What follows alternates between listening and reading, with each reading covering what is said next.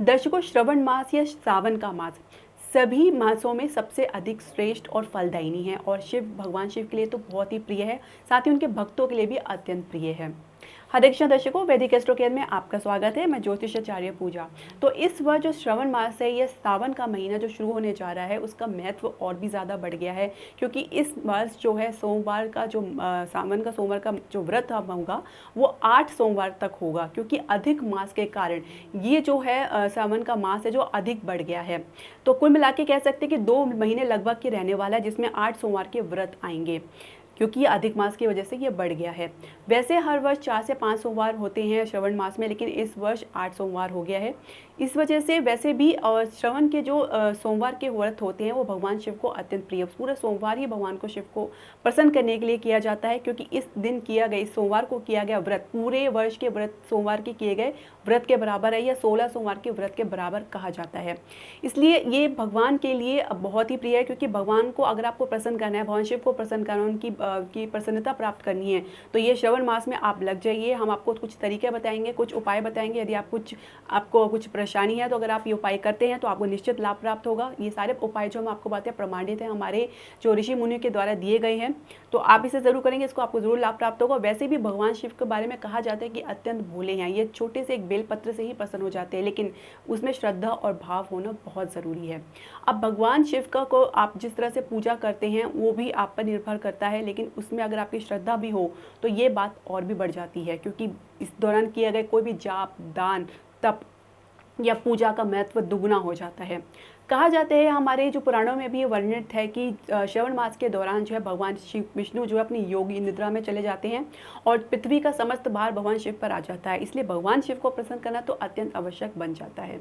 और कुछ ऐसे तरीके भी हैं जिससे आप भगवान शिव को प्रसन्न कर सकते हैं और माता पार्वती का भी आशीर्वाद आप प्राप्त कर सकते हैं। अपनी जो भी मनोकामना है उसको भी पूरा कर सकते हैं। दर्शकों, जैसे हम सब जानते हैं कि भगवान शिव जी अत्यंत भोले भाले हैं और एकमात्र बेलपत्र से ही वो प्रसन्न हो जाते हैं, लेकिन फिर भी अपनी सामर्थ्य अनुसार अगर आप कुछ उनको अर्पित करें, कुछ उनके लिए पूजा करें या दान या जाप करें, तो निश्चित उनका फल आपको ज़रूर प्राप्त होता है।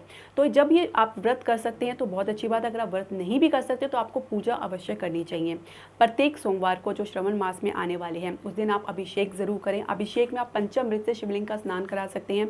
अभी पंचामृत में आपको सभी जानते हैं कि इसमें दूध है, दही है, शहद है, गंगा जल है, घी है, इसको मिलाकर उनका स्नान किया जाता है। उसके बाद धूप दीप दिखाकर उनको सफ़ेद चंदन का लेप भी लगाया जा सकता है। बेलपत्र और पुष्प अर्पित किए जा सकते हैं। तो ये तो आपने अपनी सामर्थ्य के अनुसार कर सकते हैं।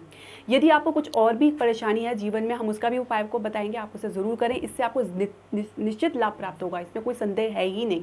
यदि आपको स्वास्थ्य संबंधी कोई समस्या चल रही है तो इससे आप शिवलिंग का जो आप सरसों के तेल से उनका अभिषेक करें। साथ ही आप कहते हैं रुद्राभिषेक कर सकते हैं, तो ये बहुत ही अच्छी बात है। अगर आपके अंदर सामर्थ्य है तो रुद्राभिषेक ज़रूर करें। यदि आपको बाकी बहुत सीरियस प्रॉब्लम है तो आप महामृत्युंजय का जाप भी कर सकते हैं। ये बहुत ही लाभकारी जाप है। आप इसी दौरान अगर पूरे श्रवण मास में मृत्युंजय का जाप करेंगे, निरंतर करेंगे, तो ये कोई संदेह की बात ही नहीं कि आपको उससे लाभ प्राप्त ना हो। पंचाक्षरी मंत्र का जाप तो आपको नित्य करना चाहिए, जिसमें ओम नमः शिवाय बहुत ही शक्तिशाली मंत्र है। दर्शकों, कहा जाता है कि शिवलिंग समस्त ग्रहों को कंट्रोल करते हैं। शिव जी का और शिवलिंग की पूजा सार में समस्त ग्रहों को एक साथ आप साध सकते हैं, एक साथ कंट्रोल कर सकते हैं, नियंत्रण कर सकते हैं। तो पंचाक्षरी मंत्र का जाप तो निरंतर आपके भीतर चलते ही रहना चाहिए।